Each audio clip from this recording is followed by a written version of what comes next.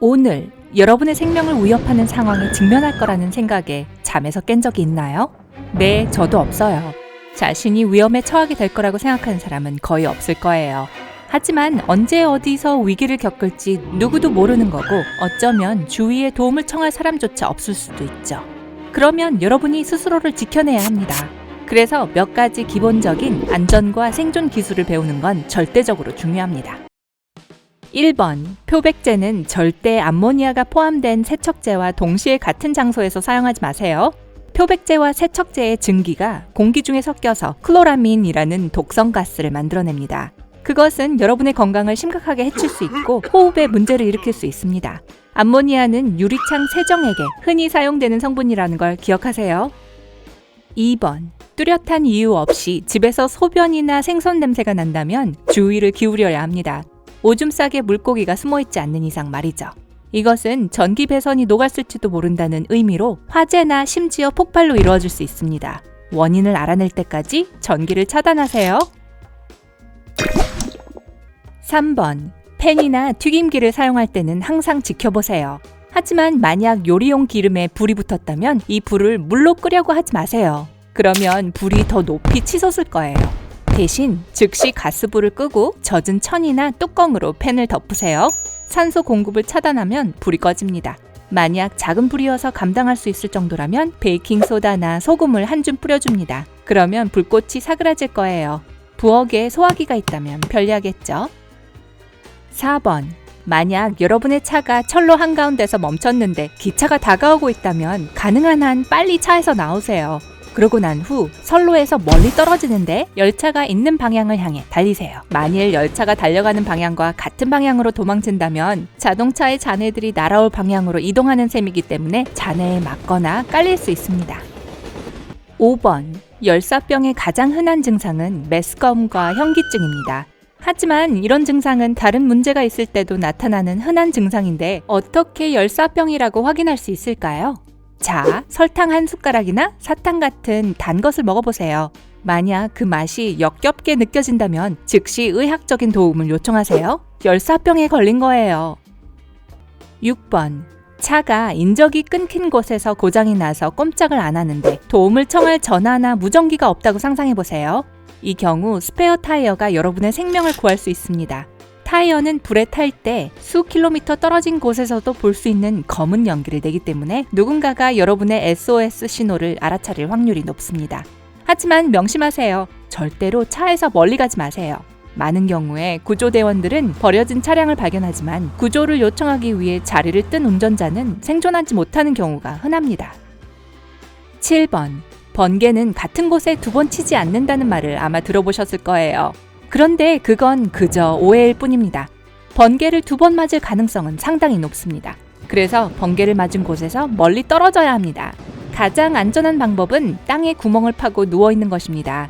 번개는 더 높은 곳에 치는 경향이 있기 때문이죠. 모든 금속 물체와 휴대폰을 버리세요. 번개가 치기 3-4초 전 입에서는 금속성 맛이 느껴지고 머리카락은 곤두서게 됩니다. 즉시 발 뒤꿈치를 붙이고 손을 무릎에 올린 채 자리에 앉으세요. 8번, 만일 어떤 물체에 전기가 통하고 있는 것 같은데 그것을 확인해야 한다면 손등으로 만지세요. 그러면 만일 여러분의 생각이 옳았을 경우 얼른 손을 뗄 수가 있습니다. 하지만 물건을 손바닥으로 만지게 되면 전기 충격이 주먹을 쥐게 만들기 때문에 손을 빼낼 수 없을 수도 있어요. 9번, 영화에서처럼 뱀에 물린 상처에서 입으로 독을 빨아내려고 하다가는 치명적인 실수가 될 거예요.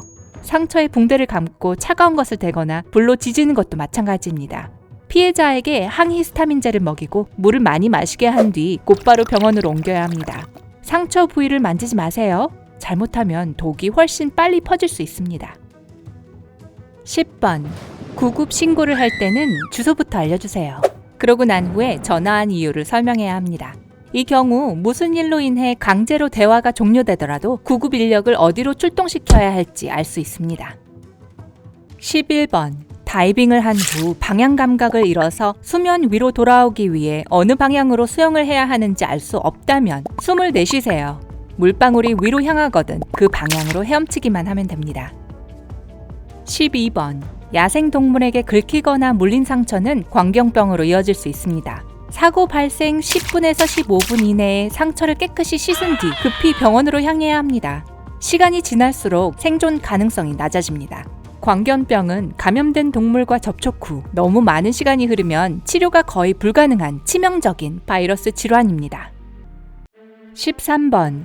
길을 건너는데 마주오는 차의 앞유리에 밝은 태양빛이 반사된다면 그 차의 운전자는 여러분을 보지 못할 가능성이 있습니다. 비록 도로 규칙상으로는 여러분이 먼저 길을 갈 권리가 있다고 해도 차량이 먼저 통과하도록 하세요. 14번. 높은 곳에서부터 호수나 연못으로 뛰어들 때는 항상 코를 틀어막으세요. 이런 물에는 위험한 단세포 생물이 우글거릴 수 있는데 그 중에서 가장 소름 끼치는 것은 뇌를 먹는 아메바입니다. 만약 코를 막지 않으면 이 아메바가 강력한 물줄기를 타고 코 안으로 들어갈 수 있습니다. 코에 들어가면 뇌에 닿을 수 있고 그 이름에서 알 수 있듯이 결과가 좋을 수가 없습니다. 반면에 만약 이런 단세포 유기체를 삼켰다면 전혀 문제가 되지 않을 거예요. 15번. 만약 자동차 창문을 통하는 것이 유일한 탈출구라면 가장 무거운 물건으로 자동차 유리의 중심이 아닌 가장자리 부분을 세게 칩니다. 유리창은 모서리 부분이 가장 취약하거든요. 16번. 이상하게 들릴 수도 있지만 물 한 병으로 인해 화재가 발생할 수도 있어요. 직사광선 아래에 너무 오래 둔다면요. 이 경우 병이 렌즈 역할을 하면서 모든 열이 한 곳으로 모이게 됩니다. 화창한 날에는 절대 차에 병을 두지 말고 집에서는 창문에서 멀리 떨어진 곳에 두세요. 17번. 만약 여러분이 토네이도를 만났는데 마치 토네이도가 그저 위에 떠 있는 것처럼 보인다면 여러분을 향해 움직이고 있을 가능성이 높습니다. 먼 곳에 똑바로 서 있는 물체를 선택하고 시선을 고정하세요. 만일 토네이도가 그 물체의 왼쪽이나 오른쪽으로 이동하지 않는다면 토네이도가 여러분 쪽으로 다가오는 중이거나 멀어지고 있다는 것을 의미합니다. 위험을 무릅쓰지 마세요. 토네이도의 경로 옆으로 피하세요. 18번.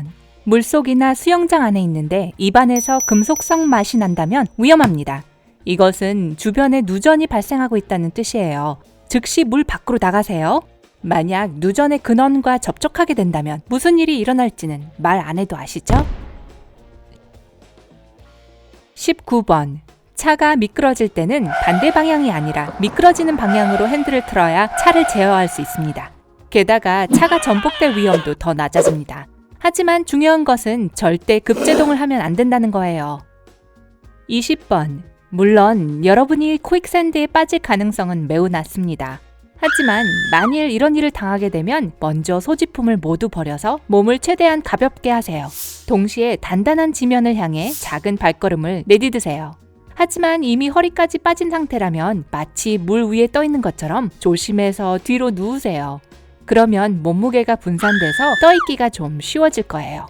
그 후에 아주 천천히 그리고 다리만 사용해서 안전한 곳으로 움직이기 시작하세요. 서두르지 마세요. 이 과정은 종종 몇 시간이 걸립니다. 여러분은 어떤가요? 위험한 상황에서 벗어나기 위해 생존 기술을 사용해 본 적이 있나요? 아래 댓글로 알려주세요. 오늘 새로운 것을 배웠다면 이 비디오에 좋아요를 주고 친구와 공유하세요. 하지만 잠깐, 아직 주변에서 나는 이상한 냄새의 근원을 찾아서 나서지 마세요. 여기 여러분이 좋아할 만한 2000개 이상의 비디오가 있습니다. 왼쪽 또는 오른쪽 비디오를 선택해서 클릭하기만 하면 됩니다. 삶의 밝은 면에 머무르세요.